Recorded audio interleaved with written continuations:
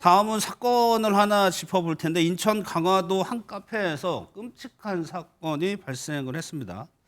부부 사이에 벌어진 일인데 일단은 그 새벽에 어떤 일이 벌어졌는지부터 좀. 네, 오늘 새벽 1시쯤에 강화도의 한 카페에서 있었던 일인데요. 50대 여성이 이 흉기로 잠이 든 자신의 남편의 신체 중요 부위를 절단하는 예. 그런 범행을 저질렀습니다.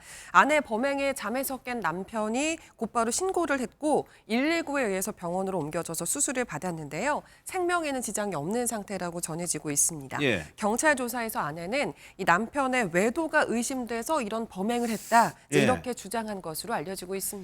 이것이 이제 사건의 개요인데 윤경욱 교수님 이것 좀 자세하게 한번 좀 살펴봐야 될 것 같은데 일단 경찰은 절단을 한 거를 상해죄가 아니고 살인 미수 혐의로 체포를 했단 말이에요. 이건 어떤 의미가 있나요? 아무래도 이제 단순히 이를테면 뭐 신체의 완전성을 해하는 행위를 넘어서는 예. 일정한 살인의 고의가 있다라고 판단할 만한 증거가 현장에서 있었던 것은 아닌가 생각되는데요.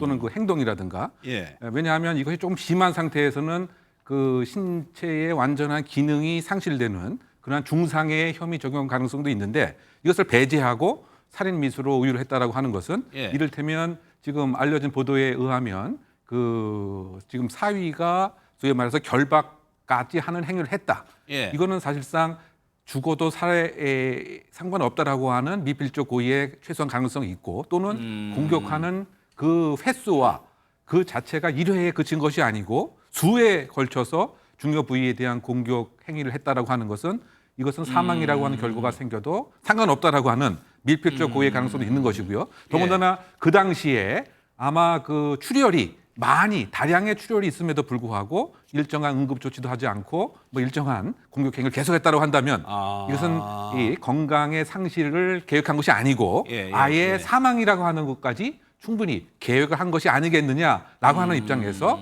살인 미수를 현재 의율한 것이 아닌가 평가합니다.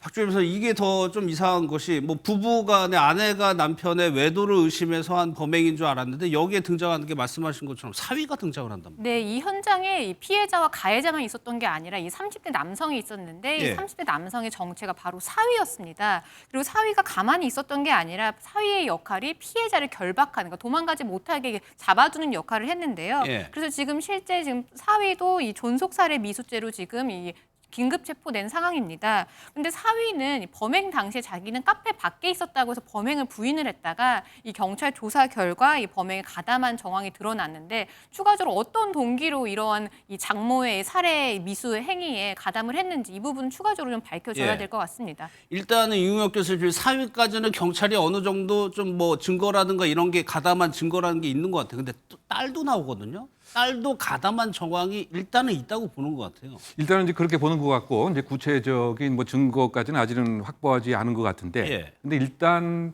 추정컨대 이 딸의 일단 정서적 지원, 응원 또는 나름대로의 그 도움 또는 동료 등을 통해서 사위가 움직인 것으로 본다라고 한다면 딸의 관여 가능성도 배제할 수는 없는 것은 아닌가 예. 그런 추정이 나오는 것이고요. 이것을 조금 더 확장하게 되면 큰 틀에서 보게 되면 이것은 가족 전체가 일정한 동의를 해서 예. 무엇인가 지금 그 피해자가 중요 부위를 손상당한 피해자가 가족에 대한 실망 예. 이것에 대한 가족 차원의 응징과 가족 차원의 보복 또는 나름대로의 그 처벌을 가족 단위에서 한 것이 아닌가라고 하는 예. 의심을 해봄직한 이제 대목인 것 같습니다.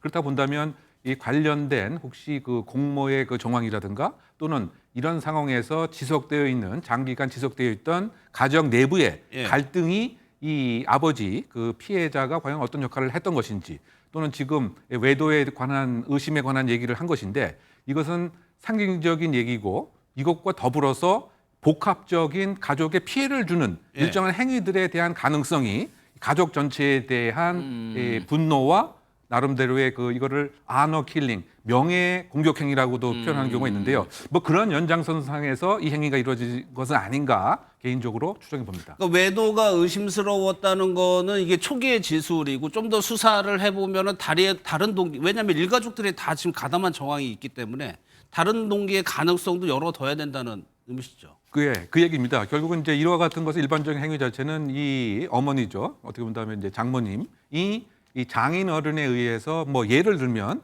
상당 기간 가정 폭력을 오랫동안 당했다든가 또는 일정한 그 채권 채무 관계를 전혀 가족의 동의나 또는 통지 없이 일방적으로 처분을 뭐 했다든가 예. 그래서 가족 전체의 도덕 감정, 명예 감정, 재산상의 위협이 되는 그와 같은 소위 말해서 위험 인물로 가족 내부에서 생각을 해서 예. 일정한 이 공격행위, 살해행위 또 조금 더 수사를 해보면 나름대로의 범죄 행위 이후에 행위에 대한 부담까지 즉 살해 후에 예를 들면 시신에 대한 처리라든가 또는 기타 관련된 일정한 역할에 대한 배분을 사전에 했을 가능성이 혹시 있었던 것은 아닌지가 이번 예. 사건 수사의 초점으로 생각됩니다. 뭐 물론 지금이 조사 초기 단계이긴 하지만은 박주민 변호사 이런 범죄 같은 경우에는 여러 사람이 가담하거나 그렇지 않거나에 따라서 뭐 형량이나 이런 것들이 차이가 있나요? 네, 뭐 일단 살인죄 같은 경우는 사실 법정형이 사형, 무기 5년 이상의 징역이긴 하지만요. 그 안에서 재판부가 양형을 할 때는 여러 양형 인자를 고려를 합니다. 감경 요소도 있을 거고 가중 요소도 있을 건데 일단 범행 동기나 범행 방법 그리고 그 당시에 피해자가 어떤 상황에 처해 있는지 이런 부분을 복합적으로 고려를 하는데 이 사건 같은 경우는 아직 동기는 밝혀지지는 않았지만요. 방법 자체가 굉장히 죄질이 좋지 않습니다. 자고 있는 피해자에 대해서 이 공격을 했다라는 것도 사실은 나쁘고요. 그다음에 말씀하신 것처럼 가족이 같이 가담을 했다라는 것도 사실상 가중 요소고요. 또 하나가 이 살해 방법 자체가 이 중요 부위를 절단하려고 했다라는 것 자체도 사실 굉장히 죄질이 좋지 않거든요. 그리고 또 피해자가 자고 있던 상황, 방어할 수 없는 상황, 그러니까 공격하는 상황에서 우발적으로 살인을 저지른 것과 계획적으로 피해자가 저항할 수 없는 상황을 이용해서 이 살인을 저지른 거는 사실 이런 가중 요소에 있어서는 큰 차이가 있는데 이 사건 같은 경우는 후자인 상황이거든요. 그렇기 때문에 이 법정형 안에서도 이 양형을 고려를 할 때 이 가중 요소가 많은 사건으로 보입니다. 사실 이런 남편에 대한 이런 범죄가 왕왕 있었던 것 같아요. 맞아요. 해외 토픽에서나 볼 법한 예, 사건 예. 같지만 우리나라에서도 몇 차례 있었습니다. 2017년에는 전남 여수에서 비슷한 사건이 있었는데요. 이때 50대 여성이 잠자고 있던 본인의 남편의 신체를 절단하는 혐의로 체포가 됐었습니다. 이 여성은 평범한 주부였는데 이 남편이 평소에 자신을 무시하고 생활비를 제때 주지 않는다는 이유로 범행을 했던 것으로 알려졌고요. 예. 2018년에는 광주에서도 비슷한 사건이 있었는데 이때 여성은 남편이 평소 생활비를 주지 않고 또 바람을 피운다고 의심해서 이런 범행을 했다고 했는데 이 피해 남성이 큰 상처를 입었음에도 불구하고 예. 법원에서 아내의 선처를 호소해서 눈길을 끌기도 했습니다. 아, 그래요? 그럼 그래서 이런 범죄들의 공통점은 뭐 외도하고 이렇게 관련이 있는 겁니까? 근데 몇 가지 뭐 공통적인 그 요소가 그 가정 폭력이 상당히 오랫동안 축적되어 가정 있다고 폭력. 하는 점이 있고요.